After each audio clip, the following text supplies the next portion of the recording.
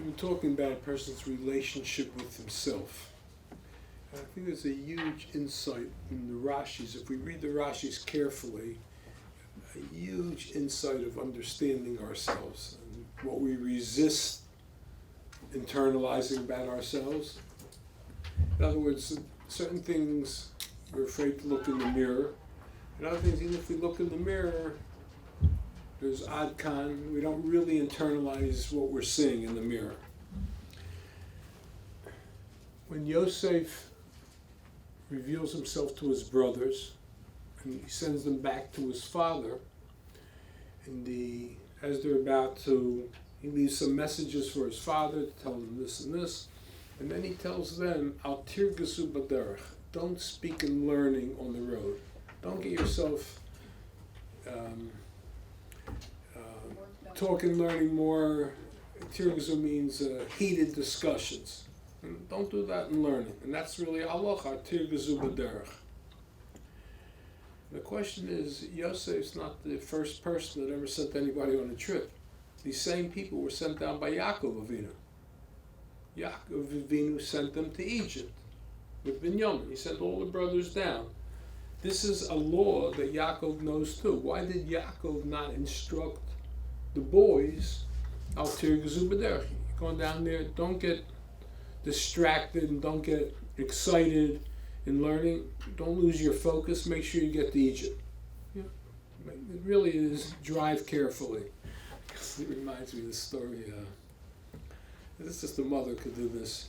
We lived in Israel during the war in '73 in Layalech. It was, the first couple days were terrible. The fear and everything else, and calling up. So there was a family. Actually, his boy's father was actually a Rabbi in the Yeshiva, and they came for him Shabbos to go to the army. It's a half track, and the whole mood in Israel, the cities are blocked out, everything. And half track pulls into right in front of the apartment. He lived right next door to us. And as he jumps into this half track, armored vehicle, his mother tells the driver, drive carefully. Anyway, don't lose. You gotta always drive carefully. It's not actually bad advice, because no matter what other problems, you gotta drive carefully. So that's al tirgazu baderech. So the question is, why didn't Yaakov tell that message to Yosef? What is the word tirgazu? Yeah, Roga, don't get Roga is scarce. No? upset. Don't get contentious. Don't get having heated discussions on the road. Don't lose your focus. Not to fight. What? He didn't say also not to fight. No, I'll tell you over there. Not in the limud. Fight because of the Mechirat Yosef. Don't fight. I'm saying, well, that's what they would. I'll tell you, don't talk and learn. That's what the words mean. Erogus. Don't. And the question is, and that's a halacha about don't talk and learning. So I really never understood that halacha, because even though people fight in learning, the Gemara says that a father and son, they're hostile when they learn, but lo yizazim mishon, that's a process, but by the time they're finished, nasan ovim zelzeh, it strengthens their love. Shenemar brings a sense, it's ahev b'sufa, there's ahava at the end. So what's really the reason for this whole law? Don't talk in learning. That creates ava. So it has to be, people are tzaddikim, there's not a problem. You go to a board of directors meeting, let's start family feuds, or really how should we deal with mother? Should we put her into a home? She'd live with me. Kids get very, very, those are real fights in families. Especially everybody feels what? They're doing the right thing. And when you do the right thing, there's nothing you won't say, and you get, because I'm convinced I'm doing what's right. And that becomes can become very terribly horrible. And actually, do you think they're really fighting about what's good for mom? They are fighting about that, but there's there's a history. Families have histories. they're more successful kids, make more money. There's a lot of underlying hostilities, and the best place to bring out underlying hostilities is when you're fighting about something that's not obvious. We're fighting now l'shem shamayim. It's a real fight. We're talking about mom. It has nothing to do with mom.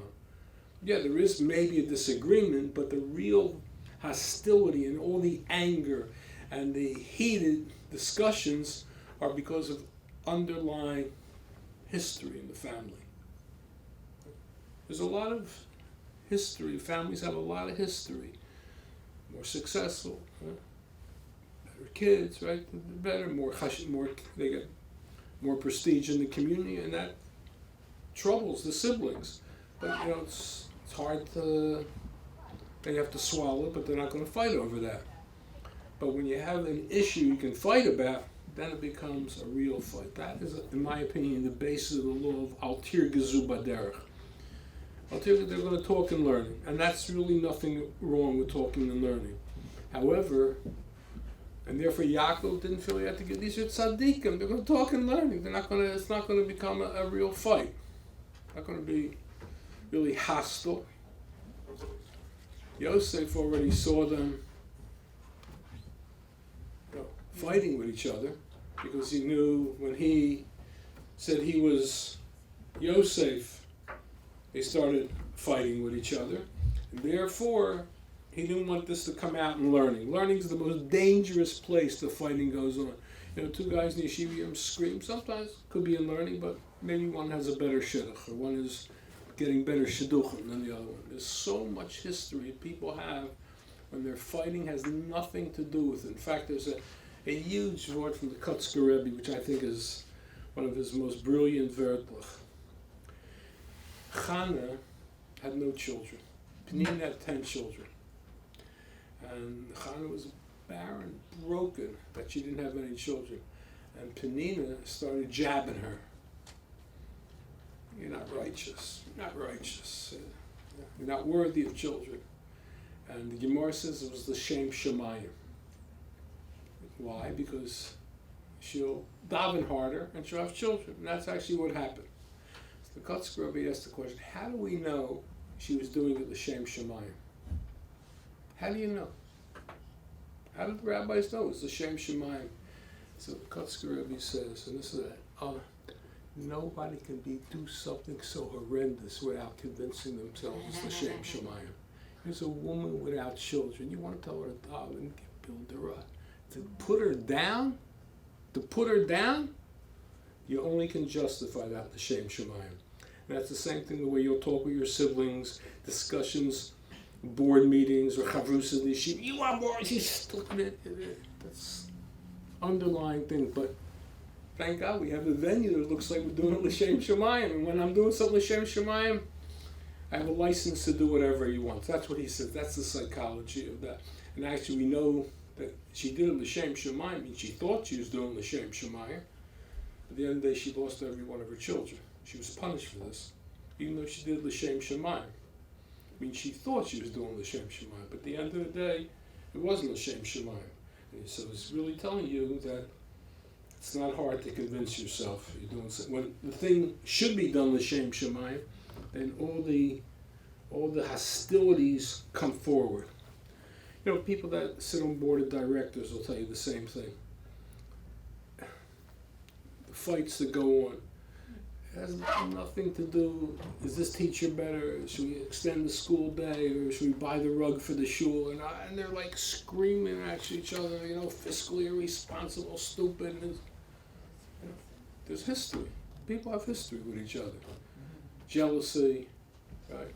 And therefore they use a venue to bring it out. That's the law of altir gezu baderech. That's what I believe that halacha is. Yaakov didn't know there was any, they're tzaddikim, kulam tzaddikim, as far as the Torah tells. That's what Yaakov perceived them. And therefore, okay, they're going to fight. Fighting and learning isn't going to make them, they're not going to create animosity. And Yosef had already seen that's not the truth. The truth of the matter is that's going to create, they are angry at each other. That's the simple pshat. My question though is like this. Yosef actually observed something very interesting. When the first time, this is after the first time, second time they're going back now. That on the second trip back, he told them, Al tirgazu b'derech. And they come down the first time, he accused them of being spies, and I'm with Shimon, will have to stay here, etc., etc. And then they start making recriminations to each other. Aval Hashem anachnu, we're responsible, it's our fault, we didn't have any rachmanos on our brother. So he saw that they had already taken responsibility for what they did. They themselves, in front of him, he saw they took responsibility. What's going to happen worse on the road? What is going to happen worse on the road? He already saw that they took responsibility. Yes, nobody likes such as the first thing is nobody wants to feel I'm responsible. Nobody wants to take responsibility. Somebody else's fault. It's your fault, not mine. But they said, Avol Hashemim Anachnu, we're all responsible. They already took responsibility. So they've already gotten past the hurdle of denial. And I mean, denial, you're responsible, but they're past that. He saw that himself. He saw that they were not in denial and they took responsibility. So then what's he worried about? What's going to happen on the road? What's going to happen on the road? And I'm going to read Rashi. What I'm saying is just carefully reading. It is such a huge psychological insight and understanding ourselves that's really unbelievable. He saw that. Now this is the second trip down, and he reveals himself. He's Yosef, and what does he see in front of him now? What happens? Listen to Rashi over there.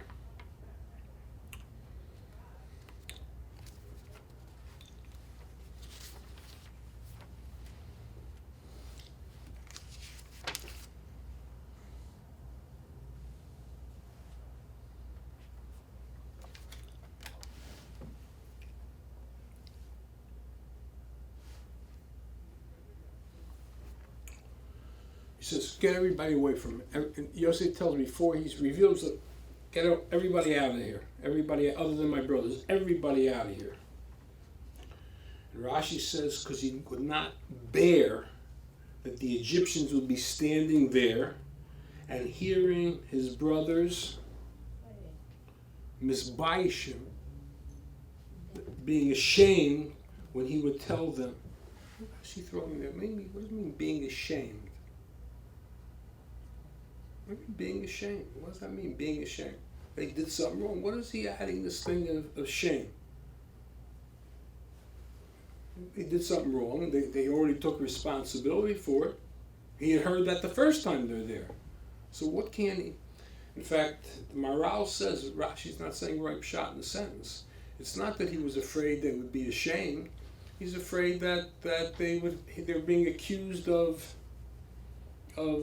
robbing the cup, and therefore Maral says that's what he didn't want them to hear, that they were being considered common thieves. That's what Rashi said. That's what the Maral says. He generally writes a commentary on Rashi and tries to explain Rashi. Here he differs. He says, why do you say that to be ashamed? The reason is because they didn't want to be treated like common criminals. He didn't want to hear his brothers being accused of being common thieves. So I think he didn't read the Rashi good here. Rashi's saying ashamed. What's Rashi saying? Common thieves. There's two halachas in the Torah. One of them is called Lashon Hara, and one of them is called Motzi Shemer. Motzi Shemer means you make up a story that totally unfounded, a total lie. You know it's a lie just to shame the person. You know that. So the Chavetz Chaim says that's much worse than Lashon Hara. Lashon Hara, you're saying the truth. That's one thing. But on the other hand, everything that our sages say about it being that Lashon Hara is equivalent to murder, idolatry, adultery, it doesn't say those on the words Motzi Shemer. It says that on the words Lashon Hara. Maybe Motzi Shemer is even worse than that. Well, I mean, the rabbis say that Lashon Hara is idolatry, adultery, and murder combined. So I think what the Chofetz Chaim must mean is like this. If somebody accuses you of something that has it's a total loss, and people hear about it and they think less of you, how do you feel about yourself? You know it's not true. You hold your head up high. You feel bad that there may be consequences. You'll be fired from your job. It's not it's not about you. That's really about him. People don't know he or she are making up a story. Right? What about when somebody says Lashon Hara that's true? You actually did that. What's more devastating to the person? Lashon Hara or Motzi Shemra? For the person who speaks, you have to be much more evil to make up a story. But the harm to somebody is, what is that greater in? When someone exposes something that's true about you or something that has nothing to do with you. Lashon Hara. And as we take the words of our sages seriously, when you tell the truth about a person, there's nothing more devastating, because they got me. I'm devastated. When you say make up a story, it's very embarrassing. It has nothing to do with me. I don't know what this latest thing about Trump, if it's true or not. If it's not true, Clinton can't do that. That was true. That was true. And it's much more devastating to the person. To make up a story is much worse for the person who's speaking than to say over the truth. But the harm that you're doing to the person is infinitely more harmful and more devastating and destructive to the person than fabrication. Therefore, I'm answering the morale's question. They're a common thief. They know they didn't steal it. They know they didn't steal the cup. You're common thief. The truth will come out. They hold their heads up high. He didn't have to nobody's going to be embarrassed from that. Because they feel bad that you think it's true. And eventually the truth will come out, and it actually would come out here. When you accusing somebody of, therefore it can't have anything to do with that. So what does it have to do with here? It has to do with they'll really be ashamed. Why will they be ashamed here? What creates shame in a person? When are you ashamed of yourself? When you did something that you feel is evil. To look into the mirror, I'm a bad person. I see myself as an evil person. It's hard even to say I did something wrong. Its next level is I'll take responsibility. But to admit that I have a real failing is almost impossible for a person. That creates shame. Therefore, he saw that they were ashamed. Or he anticipated, and the Torah says, they were ashamed. And Rashi says, Mipnei habusha. That's what he thought would happen, and they were actually ashamed, which is a really great testimony to the brothers. They did something wrong, and they were ashamed of what they did. When our children, we finally confront them, and even they say they did something wrong, usually it means I'll take the consequences. Yes, I did it, I'll take the consequences. But to internalize that did something really horrendous, people don't do that. That's very hard. To really be ashamed of themselves, no. I have my every justification, whatever I came to, but I am responsible for it. That's what the story here is. The story here is that Yosef saw in front of him shame. Now it's al tirgazu baderech. Don't talk and learning because you're going to fight. So my question was, there's a history, but the history is they said, Aval Hashemim anachnu, we are responsible. They took responsibility for their actions. Right. The person, they took responsibility. When you take responsibility for your actions, what are you saying? I'm not blaming it on I did it. Am I saying something? Am I ashamed? No, I did it. I'm taking responsibility. I never admit to myself that what I did was really wrong. Yeah, you think it's wrong. You certainly had a right to think that way. I take responsibility. Even though I had good reasons, I'll take responsibility. When I'm ashamed, what am I saying? An evil person. He saw they were evil.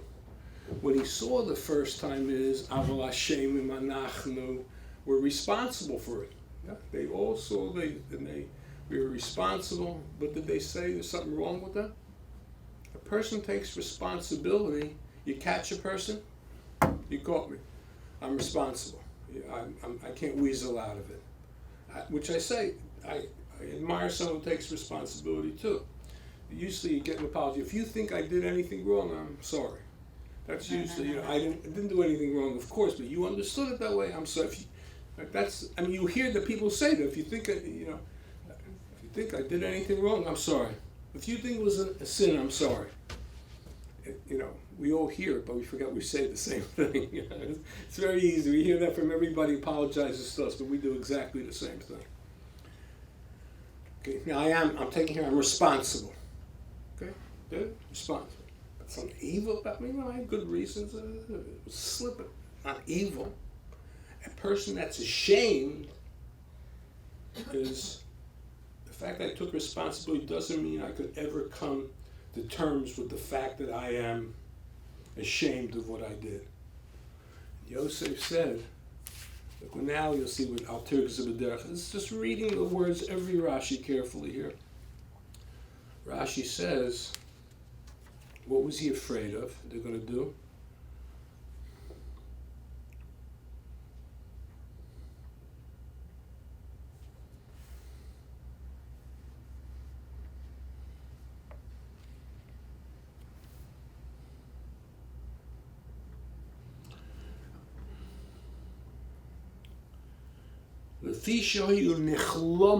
Because they were ashamed, he was worried, they're